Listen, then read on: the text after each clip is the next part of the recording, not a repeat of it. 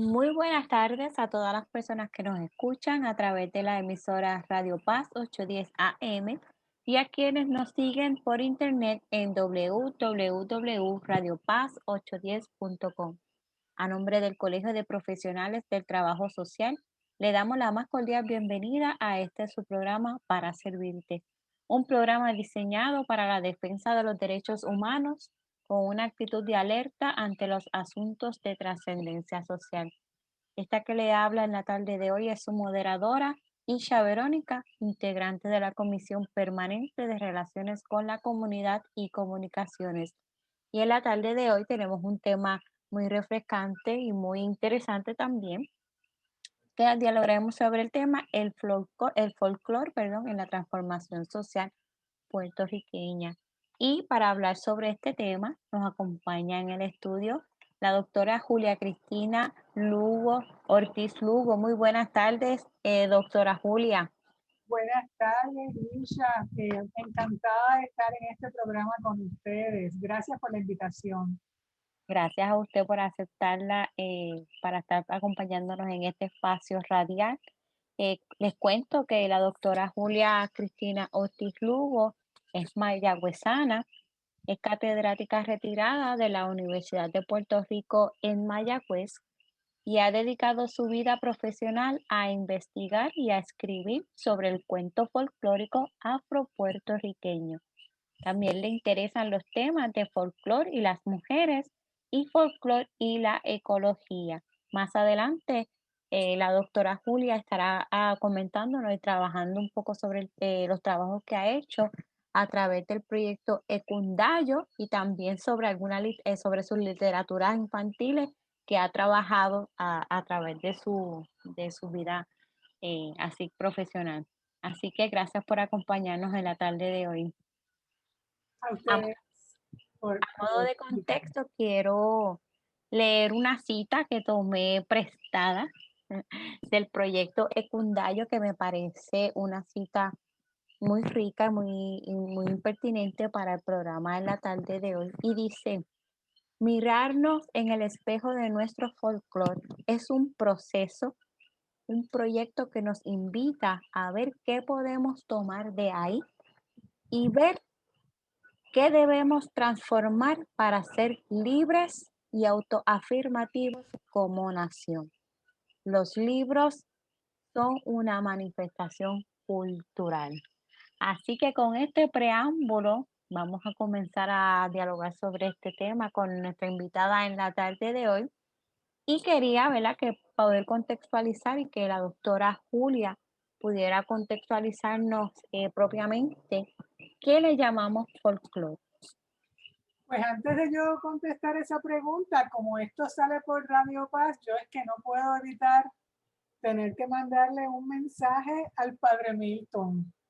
Padre Milton fue mi estudiante eh, en la Universidad de Español para Empresas, en esa clase de Español para Empresas. Y además, en las vueltas que da la vida, le enseñó a nadar a mi hijo en la YMCA. Así es que yo le mando un abrazo y un beso al Padre Milton. Así que voy a explicar primero lo que conocemos como folclore. Pues cuando hablamos de folclore, normalmente las personas piensan en unas cosas específicas, ¿verdad? Siempre pensamos en unas manifestaciones. Si yo pregunto, ¿qué es para ti folclore? La gente me dirá, ah, pues la bomba y la plena, ¿verdad? Y claro, la bomba y la plena son manifestaciones folclóricas, pero no es exactamente lo único, ¿verdad? Cuando hablamos de folclore, estamos hablando de manifestaciones expresivas y creativas que se producen en los grupos. Es decir, cada uno de nosotros y cada una de nosotras se mueve en grupos distintos, sea por el trabajo, sea por los pasatiempos, sea por lo que sea. Todos nos movemos en grupos diferentes y dentro de esos grupos nosotros producimos eh, expresiones o manifestaciones que son expresivas y creativas. Eso no lo aprendemos en la escuela, lo pasamos informalmente, pero el conocimiento que surge del folclore es un conocimiento igualmente valioso. Por poner un ejemplo muy rápido, pensemos en todas las cosas que nosotros sabemos en Puerto Rico sobre la tierra, sobre la alimentación, que no las hemos sacado de libros, sino que las hemos aprendido los unos de las otras. Y los hemos aprendido a través de las generaciones. Es un conocimiento invaluable. Y a eso le llamamos folclore. Todo lo que sea una manifestación expresiva y creativa que surja de los diferentes grupos a los que pertenecemos, a eso se le llama folclore. Vamos a dar ejemplos más adelante para que aclarar un poco esta definición. ¿Qué no es folclore? Porque me la ha mencionado sobre lo que se le conoce a estas manifestaciones creativas, expresivas de los grupos, pero qué no sería entonces folclore? Pues lo que pasa es que es una buena pregunta porque está íntimamente ligada a la desinformación que hay en cuanto a lo que significa el folclore. Mucha gente, y eso lo oímos por radio, lo oímos en muchos sitios diferentes, usa el término folclore para degradar o lo usa para marcar negativamente. Yo he oído comentaristas de radio, analistas de radio, personas con muchísima educación, que son personas importantes en nuestra sociedad, referirse a comportamientos folclóricos como sinónimo de comportamientos chabacanos o comportamientos ridículos o como comportamientos anticuados, pasados de moda. Así que mucha gente asocia, y eso no solamente pasa en Puerto Rico, eso pasa en el mundo entero. Mucha gente asocia el término folclore con algo negativo, con algo que está pasado de moda, con algo que tiene que ver con el campo, con algo que tiene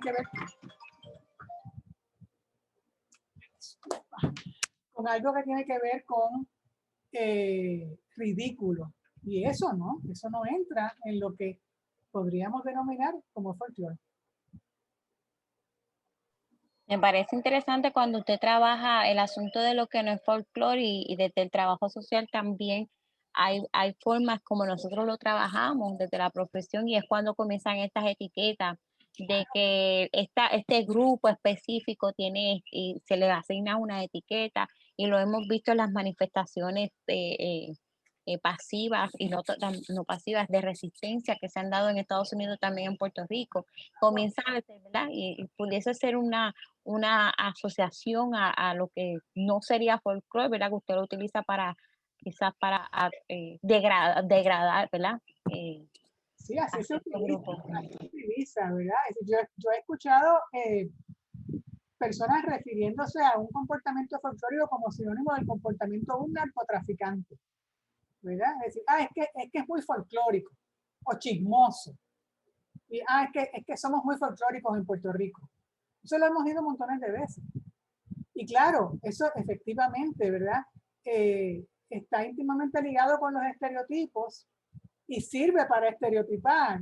De hecho, la disciplina del folclore dentro de lo académico es una disciplina que está estereotipada, que se ve con desagrado o se ve por encima del hombro en relación a las demás disciplinas académicas. Así que sí, claro que sí.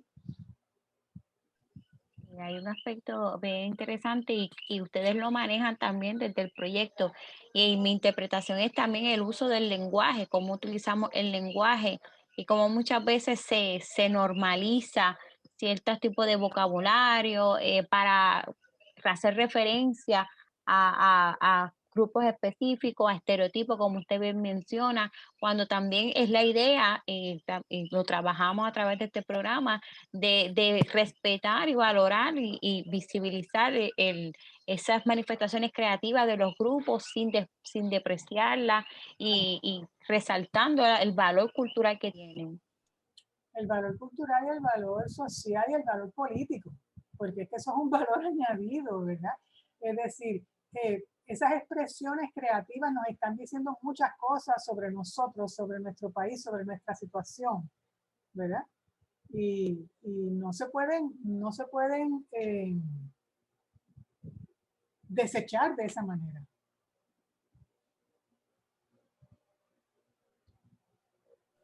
A partir de esa manera diferente de definir el folclore, ¿Podría darnos ejemplos de manifestaciones folclóricas que no son las tradicionales que conocemos? Sí, sí, claro que sí.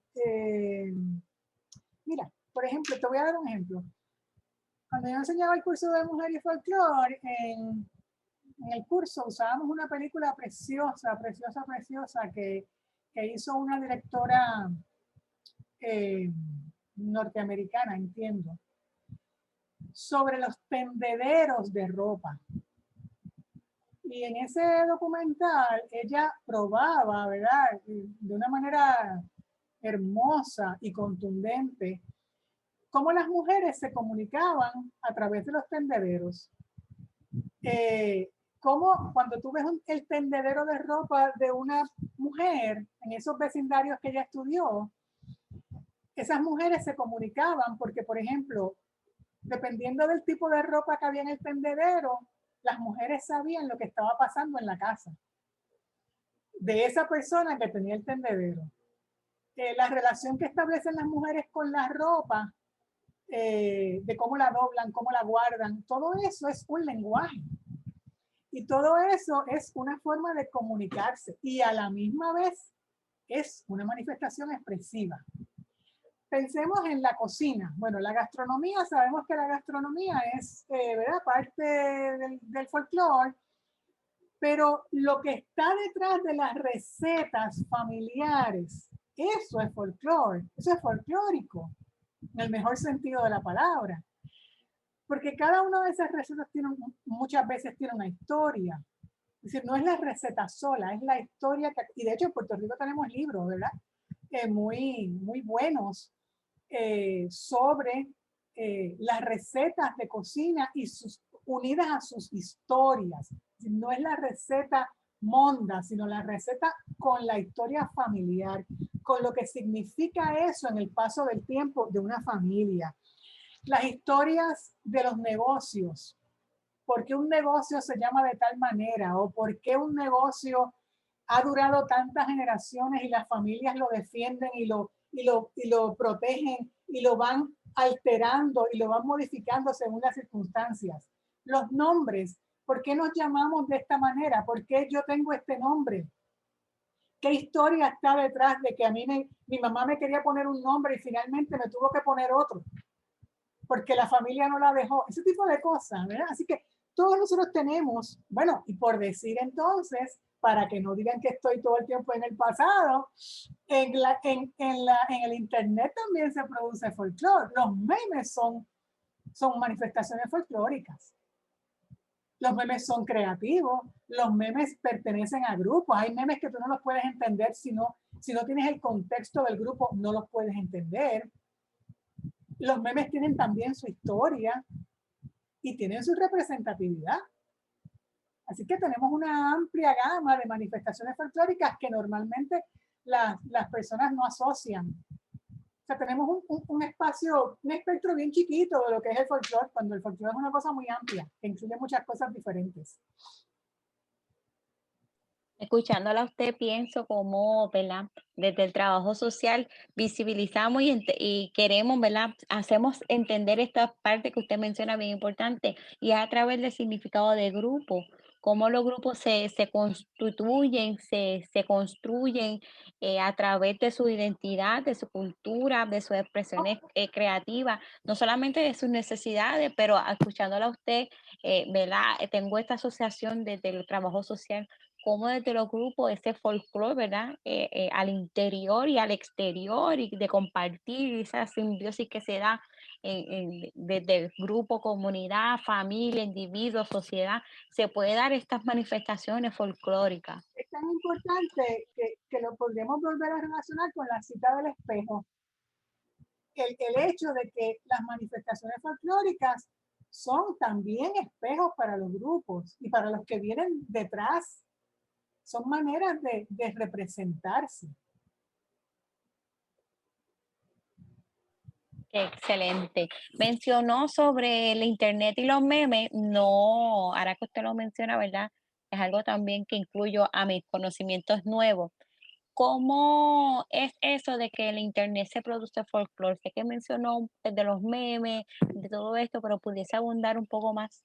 Sí, claro. Lo que pasa es que todos nosotros nos hemos movido, o bueno, casi todo el mundo, ¿verdad? Se ha movido de alguna manera u otra, nos hemos movido al espacio digital. Movernos al espacio digital no quiere decir que nos hemos convertido en otras personas. Somos las mismas personas. Y vamos haciendo las redes entre las personas por alguna razón. Yo no me comunico con todo el mundo en las redes. Generalmente la gente va eligiendo. ¿Y va eligiendo a partir de qué? A partir de intereses, a partir de contextos, a partir de realidades, de situaciones. Y a la larga nos vamos acomodando en el espacio digital así, en forma de grupos. Eso quiere decir entonces que nuestras manifestaciones creativas, que quizá antes se daban cuando nos reuníamos en persona, porque era parte de la vida cotidiana, llevar la vida social presencial, pero ahora la tenemos de otra manera. Y esto no es solo por la pandemia, esto empezó hace tiempo ya. Quiere decir que ahí, en esos mismos grupos, nosotros estamos también produciendo manifestaciones artísticas, creativas, muy representativas de cada grupo. Te puedo poner un ejemplo. Nosotros tenemos en Puerto Rico las historias de María. Pues las historias de María están contadas de muchas formas diferentes. Las revistas han sacado testimonios, los artistas y las artistas han escrito, qué sé yo, poemas, ¿no? Muchos cuentos, etcétera, ¿no? Tenemos muchísimo. Los profesionales y las profesionales también han dejado su huella en relación a María. Pero en las redes sociales, tú puedes seguir la huella de María a través del folclore que se produjo en medio de lo que fue María y su posterioridad. Yo hice un trabajo con los memes que salieron de María exclusivamente, porque había memes de todo tipo, para todo, ¿verdad? Para todos los gustos había memes. Pero yo hice un trabajo en el que trabajé exclusivamente con los memes que salieron sobre la criminalidad en Bayamón en la época posterior a María, inmediatamente después de María. Y es tan interesante porque mientras el gobierno iba diciendo que todo estaba bien y que todo estaba en orden y que estábamos bien y nos estábamos levantando, todos esos memes te estaban contando una cosa completamente distinta. Era un Bayamón completamente diferente, totalmente diagramado a partir de esas manifestaciones expresivas que se estaban dando en ese momento a través de los memes. Otra manera es, tú sabes que nosotros tenemos memoriales en las carreteras, de cuando la gente muere en las carreteras. Pues esos memoriales se han trasladado también a las redes y se han trasladado a las redes sociales, a los medios digitales. La gente hace sus propios memoriales, las familias van haciendo sus propios memoriales. De hecho, ese es un trabajo que estoy empezando a hacer una especie de conversación entre esos dos tipos de memoriales, esos que se hacían antes en las carreteras y los que se hacen hoy día.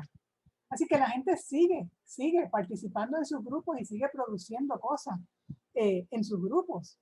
Lo único que lo está haciendo, no de frente, cara a cara como se hacía antes, sino en otro tiempo, en otro tipo de simultaneidad.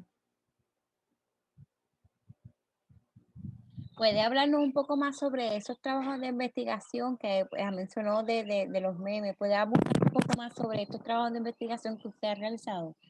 Sí, yo empecé trabajando como tú explicaste al principio, con los cuentos folclóricos afropuertorriqueños. Mi primer trabajo de investigación con eso fue para mi tesis de maestría en el colegio.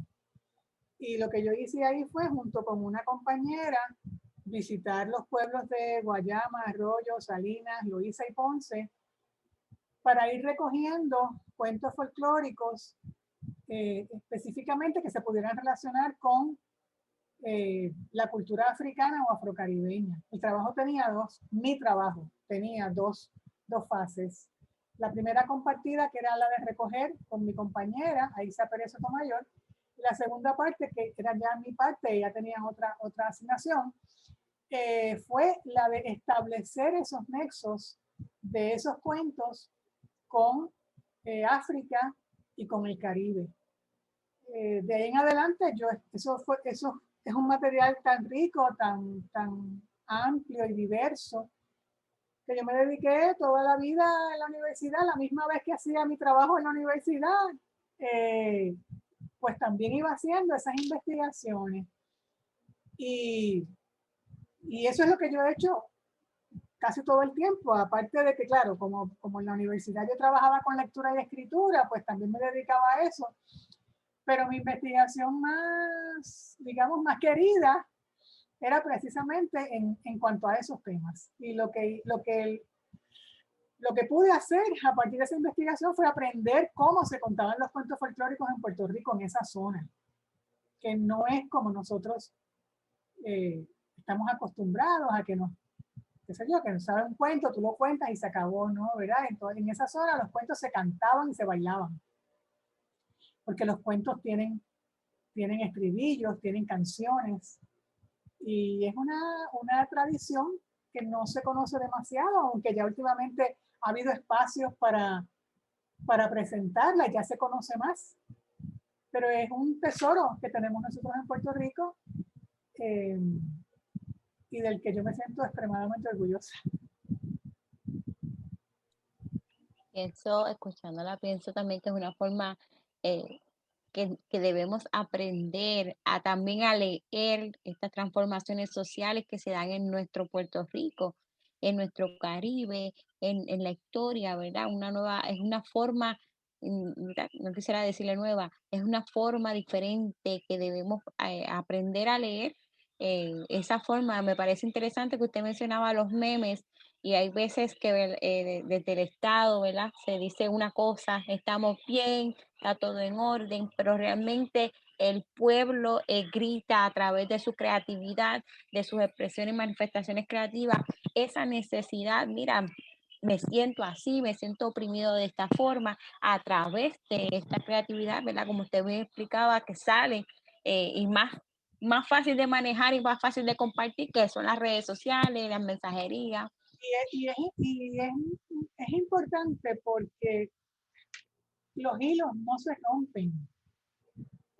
La gente tiene con razón problemas con muchos cuentos folclóricos. Dicen, no, nosotros no debemos enseñar eso ya, eso está superado, yo no quiero que mis hijos tengan acceso a esos materiales o mis hijas tengan acceso a esos materiales. Yo le veo cierta razón a eso. Pero la verdad es que nosotros no podemos romper esa continuidad y hay que aprender a acercarse a esos materiales. Y hay que darse cuenta que hoy día tú te pones a leer los comentarios que la gente pone en muchas noticias o en las redes y te dan ganas de salir corriendo. Y te pones a pensar, pero ¿por qué la gente escribe cosas así?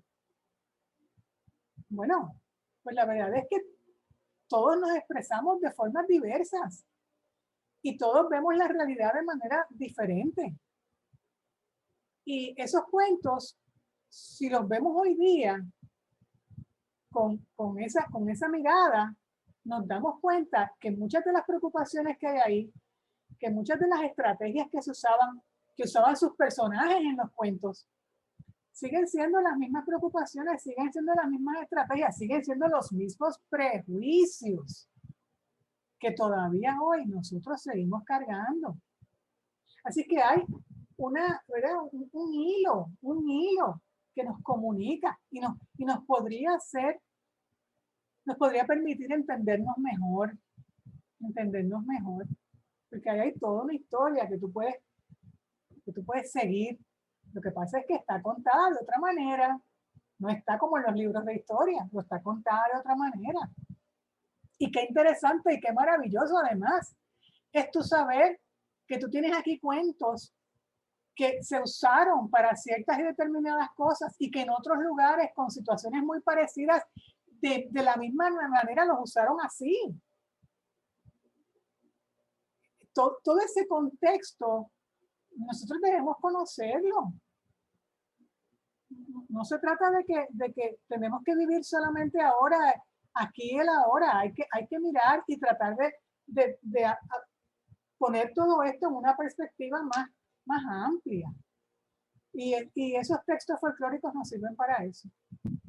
Es incluso hasta una propuesta descolonizadora Así es. a la memoria, ¿verdad? Que siempre nos han querido Sí. mantener de que esta es la historia, se ha dado por esto, una forma descolonizadora de que trasciende, ¿verdad? Las implicaciones sociales y las historias sociales de que se dan estos fenómenos por esta razón, por esta otra, también hasta las alternativas, las posibles alternativas hasta de cómo manejar la situación y solucionarla. Así es, porque esos cuentos, por ejemplo, te, te permiten a ti entender cómo las personas esclavizadas, a partir de su cultura y a partir de sus situaciones, tenían unas estrategias a la mano y las usaban. Y eso a la misma vez a nosotros nos sitúa como descendientes de, de personas dignas, de personas fuertes, de personas luchadoras, de personas que nos permitieron llegar hasta donde estamos nosotros hoy día. Y eso los estudiantes en las escuelas deberían conocerlo. Pero es de las tantas cosas que aquí en la escuela se han ocultado. Pero es bueno hablarlo porque son propuestas y alternativas que también se deja ese legado a través de su investigación y de trabajo realizado. Y que este Puerto Rico es posible. Vamos a ver este lado de que no Sí, se cuenta o este lado que se quiere omitir, ya sea la razón que se quiera. claro.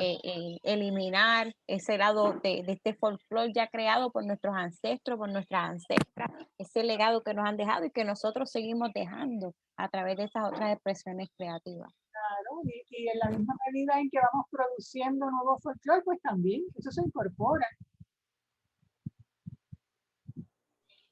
Excelente, ya nos toca nuestra pausa, así que estimado y estimada Radio Escucha, pausaremos brevemente, pero no dejen de sintonizarnos porque regresamos para continuar este diálogo sobre el folclore en la transformación social puertorriqueña. No se retiren.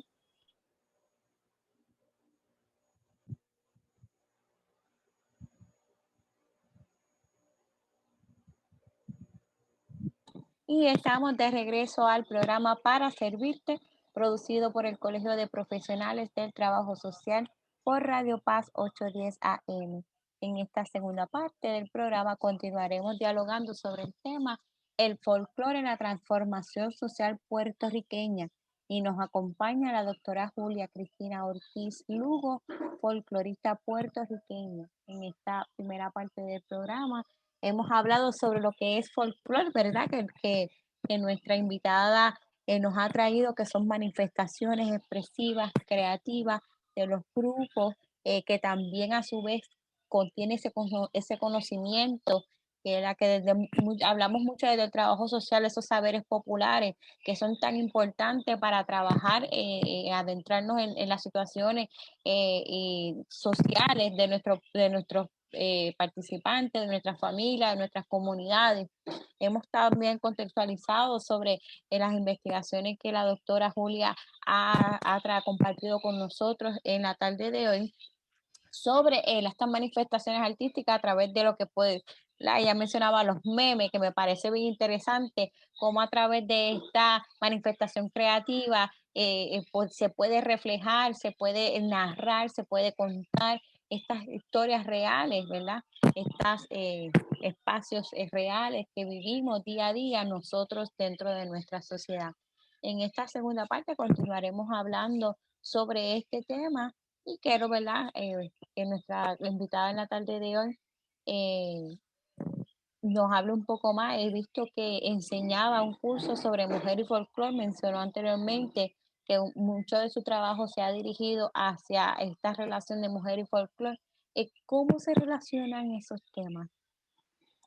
Pues mucho del trabajo que se le ha reconocido a las mujeres hoy día realmente han salido de la participación de las mujeres en los espacios que se produce el folclore. Pensemos, por ejemplo, en todos esos movimientos que ha habido en América Latina, esos movimientos de apoderamiento que ha habido en América Latina de las mujeres, esas defensas que han hecho las mujeres de los cuerpos de agua, que son como quien dice las guardianas de los ríos y de los cuerpos de agua en América Latina son las mujeres.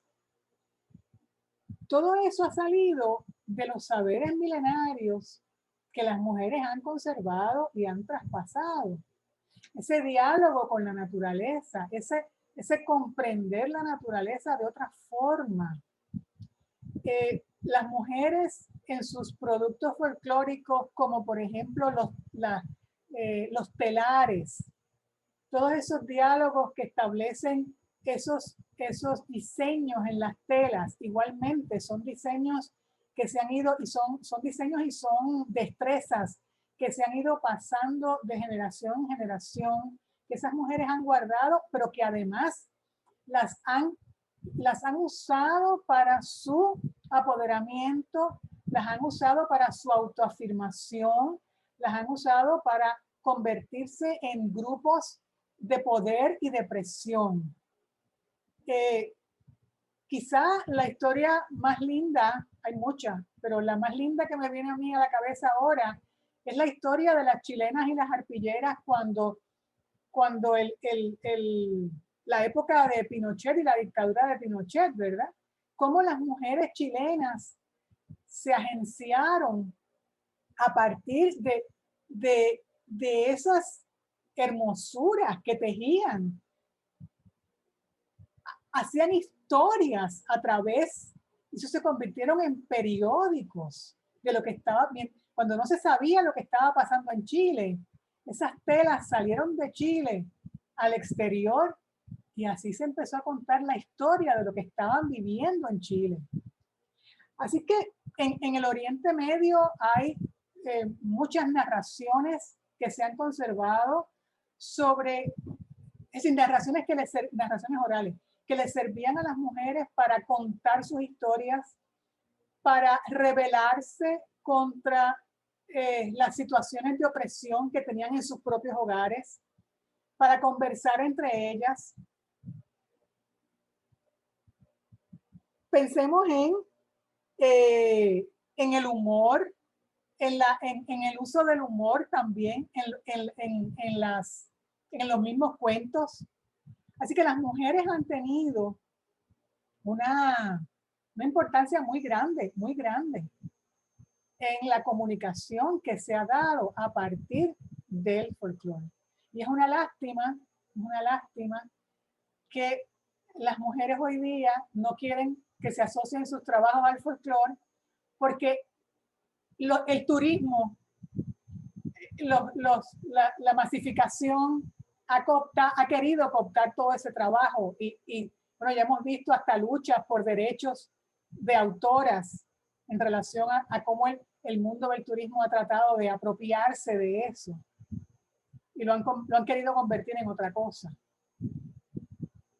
Como usted mencionaba al principio del programa, esto también una forma de que se utiliza o quizás lo vean como una degradación de su trabajo al asociarlo quizá al folclore. No sé cómo usted opina sobre ese aspecto. Sí, porque claro, pero es decir, eso ha surgido precisamente porque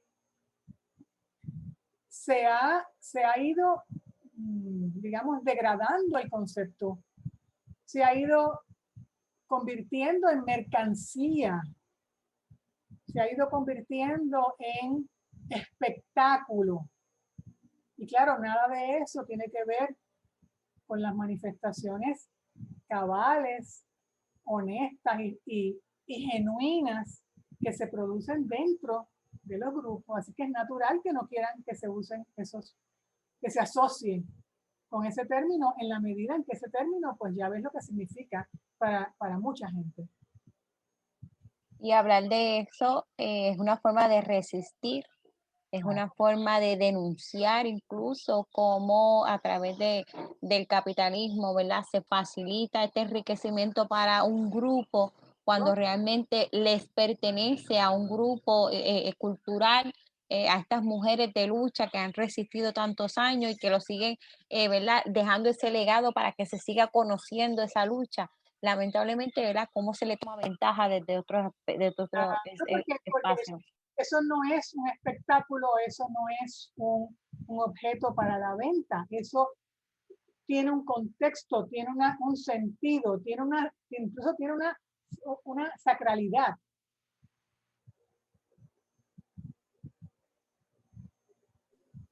Sí.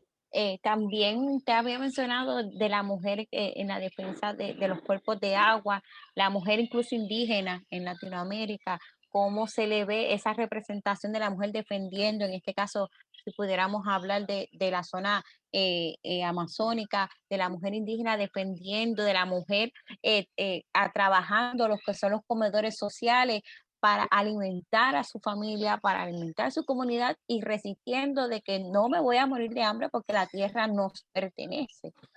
Esa relación también de folclore y ecología, si lo pudiéramos manejar así, Sí, pudiera hablarnos un poco sobre esta relación. sí, porque de hecho, como al principio hablábamos de la palabra conocimiento, ¿verdad? Pues fundamentalmente de eso es lo que estamos hablando. Cuando hablamos de todos esos saberes, estamos hablando de un conocimiento que tiene el mismo valor, y ahora estoy hablando específicamente del conocimiento ecológico. Afortunadamente ya ha habido toda una revisión de todo eso, ya se acepta esto, no es un escándalo. Aceptar que ese conocimiento ecológico tradicional tiene el mismo valor de la ciencia, porque la ciencia tiene sus métodos, pero el conocimiento ecológico tradicional tiene también sus propios métodos, que tiene que ver con el paso del tiempo, tiene que ver con la experiencia, tiene que ver con la acumulación de experiencias y conocimientos que te permiten a ti entender el lugar en el que tú vives, todo lo que te rodea, situarte tú mismo o tú misma dentro de todo ese ecosistema y no pensar como pensamos nosotros o se nos ha enseñado a nosotros en la civilización occidental a pensar que es que nosotros somos los dueños que podemos hacer y deshacer y destruir y hasta donde hemos llegado. Es por eso cuando se habla de conocimiento ecológico tradicional también se habla de un conocimiento holístico que, que junta la experiencia, junta los saberes acumulados, pero también junta la vivencia espiritual. Todo eso es parte de cómo se relacionan los grupos originarios con la naturaleza y de los que tenemos tanto que aprender. Eso no quiere decir que en Puerto Rico no tengamos eso, claro que también lo tenemos. Y por eso hay que buscarlo y hay que comunicarlo. Afortunadamente también en Puerto Rico tenemos ya muchas personas que están, todo ese interés que tienen los jóvenes en la tierra, todo ese resurgir de la agronomía que ha habido en Puerto Rico, está una cosa tan maravillosa, pues de ahí viene también. Es decir, viene del reconocimiento de que primero nuestra relación con la tierra se ha visto quebrada por influencias externas, por razones externas, y que nosotros también en nuestra historia, en nuestra genealogía, en nuestro ADN, traemos ese saber de cómo cuidar la tierra, cómo prepararla, qué sirve, qué no sirve, qué se puede mezclar, qué no se puede mezclar. Hoy día es maravilloso escuchar a la gente joven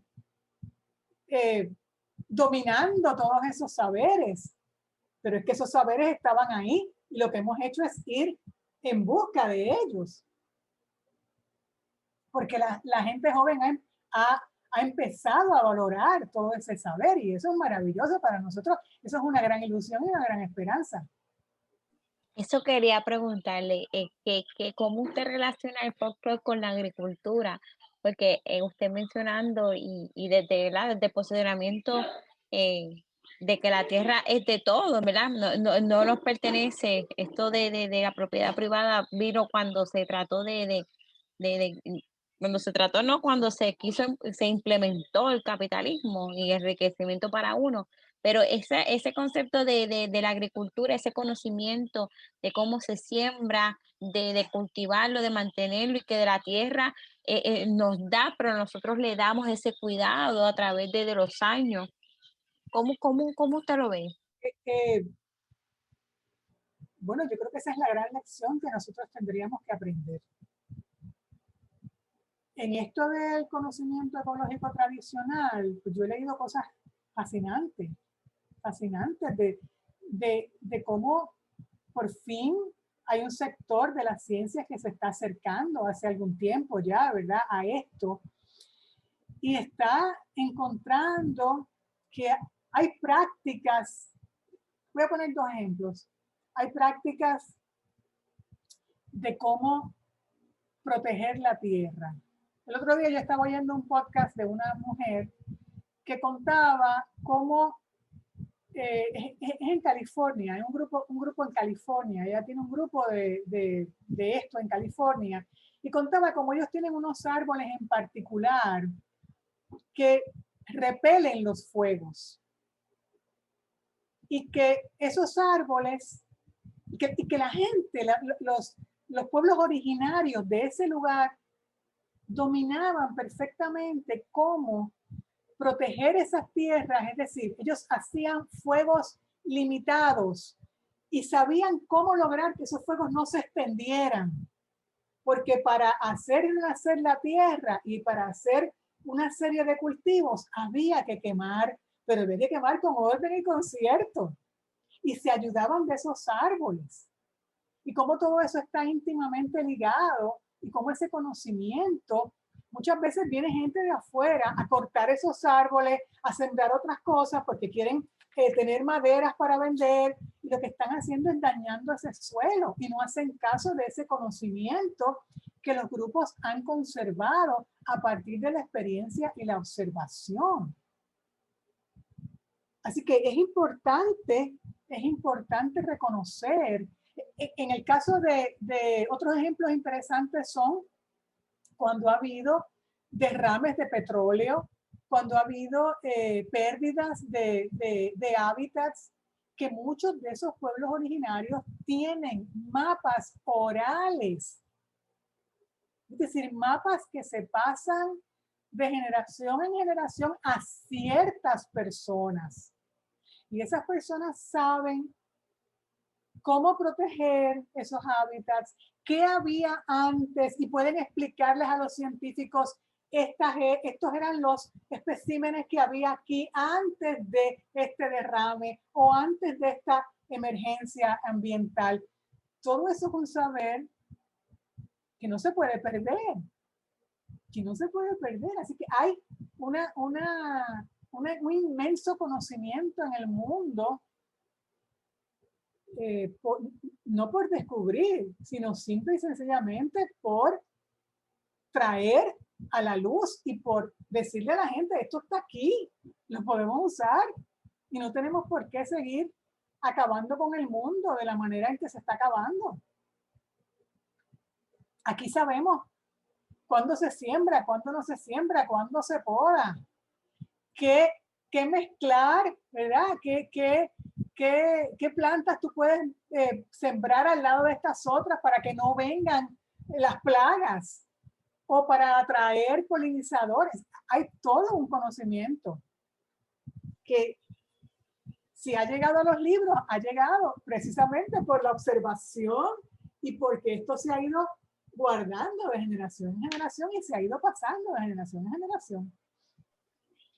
Qué extraordinario todo eso que usted nos ha traído en este programa y algo ¿verdad? Que es para reflexionar sobre la importancia de también nosotros mantenernos y divulgar, hablarlo, problematizarlo, cómo se están dando estas relaciones en nuestra función social. Sí, Eh, disculpa, no te preocupes. me gusta usar la palabra problematización porque esto también se confunde, como nosotros somos tan dados a olvidar los matices. eh, pues se podría pensar que cuando yo hablo de esto realmente estoy hablando de que es que yo estoy pendiente de la nostalgia o del pasado, de que todo tiempo pasado fue mejor. No, no, no, de ninguna manera. Todo esto hay que problematizarlo. Hay cosas que dejaron de existir porque no tenían su función o porque nos hacían daño. Y hay cosas que, aunque están todavía vivas, nos podemos acercar a ellas críticamente, no para celebrarlas, sino para no repetirlas o para decir esto era así, sigue siendo así, pero no debería ser. La problematización nunca se puede dejar de lado. Sí, es muy importante. Si hablamos de expresividad y creatividad, podríamos decir que durante esta pandemia, ¿verdad? Se ha producido folclore. Sí, claro, claro. Sí. Eh, Puedo pensar en los chats, en los WhatsApps, en cómo la gente se fue trasladando su vida a los chats y a los WhatsApp. Es interesante que hubo como unas tendencias. Eh, yo puedo pensar en una que se dio en un chat que yo tengo de amigas y que yo leía que se estaba dando en otras partes del mundo, que fue la cosa esta de empezar a cocinar y a pasarse recetas y empezaron a escasear cosas para hornear, que si la harina, que si el baking powder, todo eso, porque había como una, qué sé yo, como una tendencia de la gente a encontrarse en los chats y empezar a practicar cosas que quizá antes no practicaba. Y entonces es interesante porque los chats empezaron a girar alrededor de eso. Se convirtieron en conversaciones a partir de eso y la gente iba haciendo, qué sé yo, hasta como certámenes, ¿verdad? Hoy yo hago, por ejemplo, qué sé yo, en el mío llevaron una receta de pan de maíz y todo el mundo se la pasó y todo el mundo la hizo y cada vez estaban las fotos, pues este es el mío. Así que eso se fue replicando en muchos sitios. Nosotros en la revista tratamos de hacer un archivo de la memoria de la pandemia y no fue mal porque nadie participó, quizá por esto mismo, porque no, como que no imaginan la riqueza que hay en lo que están haciendo. Pero sí, nos llegó un video de una persona que nos contó cómo, y eso sé que también pasó en muchas familias, lo que pasa es que él dio el paso al frente y lo documentó, cómo muchas familias empezaron a llevar sus tradiciones a los chats y a Facebook y se reunían y hacían cosas todas por Zoom. Y él hizo un video sobre una reunión familiar tradicional que ellos hacían siempre. Y entonces luego nos cuenta cómo la familia se emocionó porque él reprodujo todo, logró reproducir todo eso y producirle a la familia un documento testimonial de su tradición familiar. Así es que sí, claro, claro que hubo manifestaciones. Eso sería maravilloso estudiarlo.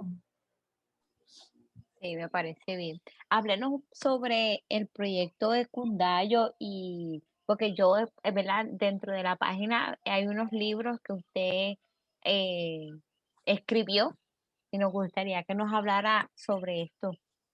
Ese proyecto es nuevecito, porque nosotros teníamos un primer proyecto que era la revista Miradero, que lo tuvimos casi 12 años, y ese proyecto se hizo con la idea de producir una revista de folclore en el espacio cibernético puertorriqueño. No teníamos una en papel, ni siquiera tratamos de hacer una cibernética. Empezamos en papel, hicimos un número, pero bueno, los números era demasiado caro y estaba bajo el ala de Casa Paoli, pero era muy cara. y decidimos trasladarla al espacio cibernético y la logramos 10 años, contra viento y marea. Y yo me siento bien orgullosa de ese proyecto porque, primero porque la hice con mi hijo era quien me ayudaba, y en segundo lugar porque logramos participaciones de otros lugares de América Latina. El mayor orgullo que me dio a mí fue que cuando yo enseñaba los cursos de mujer y folclore, logré que mis estudiantes, sus mejores trabajos los pudiéramos publicar ahí. Así que fue un proyecto bien hermoso, pero el mundo académico es bien complicado. Y hoy día tú no puedes sostener una revista que no sea peer review. Y nosotros no contábamos, o sea, con revisión de pares. Y nosotros no contábamos con eso, ni los medios para pagar los pares, ni para llegarnos los pares. En Puerto Rico casi no hay personas que escriban sobre folclore. Así que realmente era un proyecto que nos sobrepasó. Y a los 10 años ya no pudimos publicar ningún número. Y eventualmente decidimos, bueno, vamos a hacer una cosa mucho más flexible, mucho más, pues quizá menos ambiciosa, pero que fuera más fluida, que pudiera moverse mejor dentro del espacio. Y ahí entonces hicimos ese proyecto de Cundayo, que funcionamos a partir de un blog, de manera que es más fácil cambiar los temas, es más fácil lograr que la gente se entusiasme en mandar colaboraciones y publicárselas en el blog. Ese es uno de los propósitos también de tener ese blog. Y a la misma vez, pues, un espacio para darle un poco de visibilidad a los libros independientes. En Puerto Rico, como sabemos, es un proyecto bien difícil publicar, bien difícil. Y yo me di cuenta que es difícil publicar, y si bien es difícil publicar, es más difícil vender, porque los escollos salen por donde quiera. Publicar porque tú entregas tu trabajo, entregas el fruto de tu trabajo a las editoriales, y las editoriales luego no te pagan. Se inventan mil y un cuentos y no te pagan. Y luego entonces, si los quieres llevar a las librerías, otro problema también. Así que yo he hecho esos libros a pulso. Yo lo he pagado todo, las ilustraciones, la impresión, todo, absolutamente todo. Y entonces he abierto ese espacio para venderlos desde ahí. Al principio tú mencionaste que era literatura infantil. No es literatura infantil. Y eso, me gusta hacer la aclaración. Los cuentos folclóricos se han asociado por mucho tiempo con los cuentos infantiles. Quizá porque pasaron un proceso en el que se vio la necesidad o el interés, o no sé, de empezar a meter eso en ese carril exclusivo de la literatura infantil. La realidad es que los cuentos folclóricos eran la manera que tenía la gente para entretenerse y para comunicarse y para explicarse la vida. Y ahí estaban lo mismo los adultos que los niños. Y yo he querido un poco mantener eso. Yo veo los libros como una especie de regalo a Puerto Rico en este sentido, en el sentido de que esos son cuentos que en primer lugar yo recogí y que no los estoy contando igual. Yo hice mis versiones, así que no son cuentos folclóricos, porque el cuento folclórico es el cuento que se da en su ambiente. Una vez que yo lo llevo al papel y lo trasteo, ya no es un cuento folclórico. Así que yo lo que he hecho es hacer versiones de esos cuentos, y como para mí esos textos son joyas, he conseguido dos artistas maravillosas que me los ilustran. Tere Marichal y Damari Burgos, dos artistas maravillosas de Puerto Rico que han ido conmigo en ese proceso. Así que hemos sacado varios libros. Sacamos La Cenicienta puertorriqueña, que es una versión del cuento de la Cenicienta, que no es la versión de Disney. Eso es una historia aparte, eso es como para un programa aparte. Y hablar sobre esa versión de la Cenicienta que no tiene nada que ver con la Cenicienta que todos conocemos, pero que es nuestra y que nos vino de la península ibérica. También tenemos Araña y el Buey, que es un cuento del personaje de Araña, el personaje Anansi, que en Puerto Rico se llama Compay Araña, que nos viene de los Ashantis. También tenemos La Jicotea y el Caballo, que es un cuento del personaje Yoruba de la tortuga. Y tenemos también mi investigación, la segunda edición de mi investigación. Yo publiqué esa investigación hace mucho tiempo y estuve por mucho tiempo tratándole de sacar la segunda edición y ahora que me retiré por fin la pude sacar. Así es que ahí están esos libros. Son todos publicaciones independientes y se pueden conseguir a través de Ecundayo, proyectoecundayo.com. Ecundayo es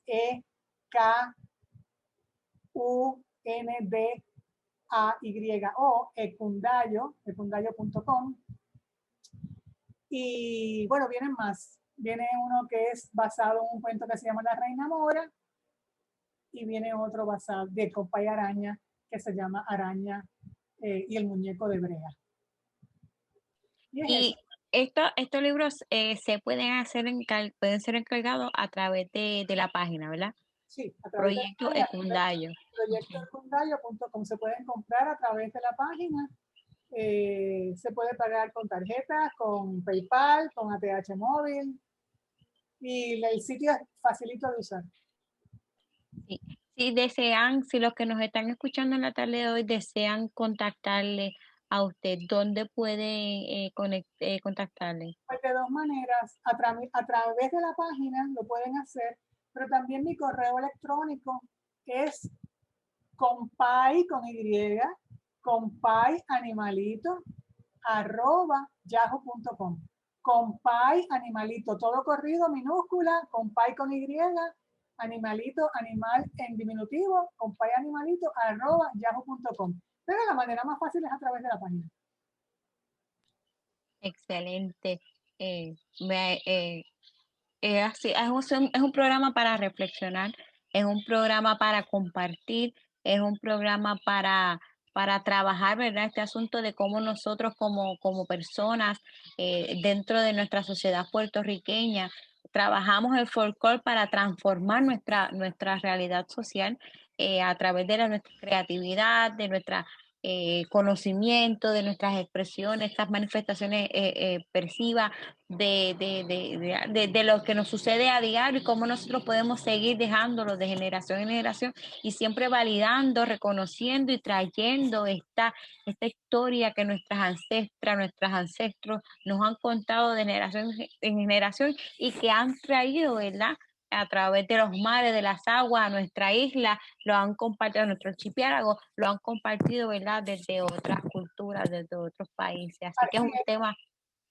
yo creo que sí, que el folclore tendría mucho que decir en la transformación social de nuestro país si se nos enseñara a mirarlo de otra manera. Yo pienso que todo lo que implique que el pueblo puertorriqueño se reconozca, que se sienta que pertenece, que reconozca que es parte de un entramado de lucha, de resistencia, de dignidad y creatividad, para mí eso de por sí es una propuesta de reformulación social.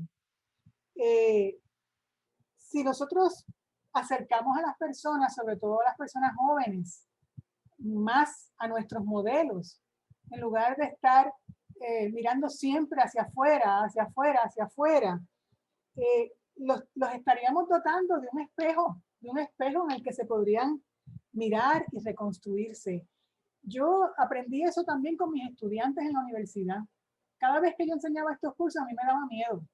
Y yo decía, bueno, ¿cómo le voy a llegar a un salón de clases a enseñarle a estos muchachos que un curso de folclore? Siempre me daba mucho miedo. Y fueron precisamente los estudiantes quienes me enseñaron a mí que yo nunca usé el sermón ni de la nostalgia ni de la identidad. Yo jamás llegué a los salones con eso. Esa es la verdad, nunca.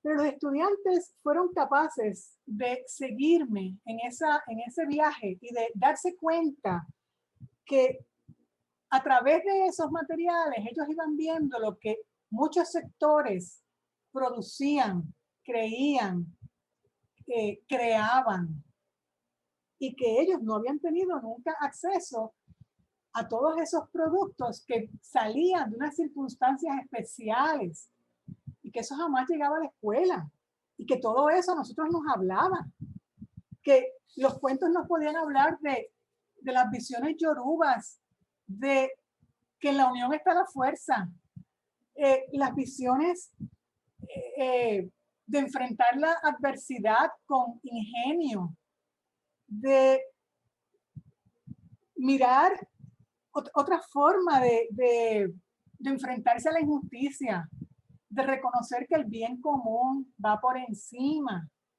del bien individual.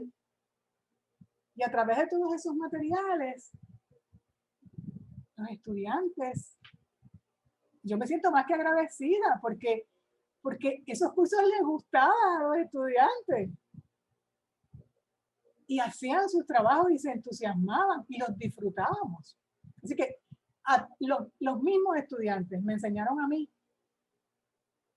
a yo ver también el valor de esos materiales cuando se le acercaban esos materiales a la juventud. Muchas gracias a la doctora Julia Cristina Ortiz Lugo por el extraordinario programa en la tarde de hoy. Ya hemos llegado a nuestro final, lamentablemente. Esto es para seguir continuando dialogando ¿verdad? Y compartiendo estas experiencias tan enriquecedoras a través de nuestro folclore puertorriqueño. Eh, Queremos, antes de finalizar, hacer un anuncio. La Junta de Síndicos de la Universidad Interamericana de Puerto Rico, el presidente de la institución y la rectora del recinto metropolitano tienen el honor de invitarles a la presentación del libro Historia del Caño Martín Peña, contada por sus pobladores. Muy pertinente, ¿verdad? Muy afín a lo que estemos hablando en la tarde de hoy. El autor es doctor Pedro A. González Vélez. Esto va a ser el martes 26 de enero de 2021 a las 5 de la tarde por medio de la plataforma Zoom. Pueden obtener más información a través de la página en Facebook de la Universidad Interamericana de Puerto Rico. Así que es una presentación de un libro muy interesante que, como bien nos contaba la doctora Julia, esto es para esas narrativas, ¿verdad? Desde el trabajo social le conocemos como las narrativas, que es donde está el enriquecimiento de los grupos, de las comunidades, ese saber popular que, como bien nuestra invitada en la tarde de hoy nos traía y nos compartía, que es donde está ese conocimiento, esas expresiones, esas manifestaciones muy arraigadas con nuestra cultura, con nuestra historia y que realmente tienen un mensaje que llevar. Así que les invitamos a todos y a todas que nos están escuchando. Ya saben, para contactar a la doctora Julia pueden acceder a la página Proyecto Ecundayo y a escribir o también pueden, ¿verdad?, contactarle a través del correo electrónico compay, con Y, compayanimalito@yahoo.com. Muchas gracias, doctora. Quiero dar las gracias al Colegio de Profesionales de Trabajo Social, al programa Para Servirte y sobre todo a ti, Isha, Verónica, por tu amabilidad y por un programa maravilloso. Ha sido un placer conversar contigo, de veras. Gracias, es un placer para mí, ¿verdad? Haberle podido contactar, conectar y poder tener esta conversación tan pertinente, tan importante para nuestra transformación social, para nuestra realidad social puertorriqueña y que nos pertenece a todas, a todos y a todes, ¿verdad? Sobre lo que es el folclore y conocer sobre esto, traerlo, reflexionar y, como usted bien mencionaba en nuestro segundo segmento, problematizarlo, qué implicaciones tiene en nuestra cultura puertorriqueña. Así que muchas gracias a la doctora Julia Cristina. A ustedes Radio Escucha, gracias por sintonizarnos. Les invitamos a que nos acompañen el próximo sábado a las 5 de la tarde en su programa Para Servirte, a través del cuadrante 810 AM por la emisora Radio Paz. Esto ha sido una producción del Colegio de Profesionales del Trabajo Social de Puerto Rico, con el esfuerzo de Isha Verónica en la producción y moderación. Y esto fue Para Servirte. Buenas tardes.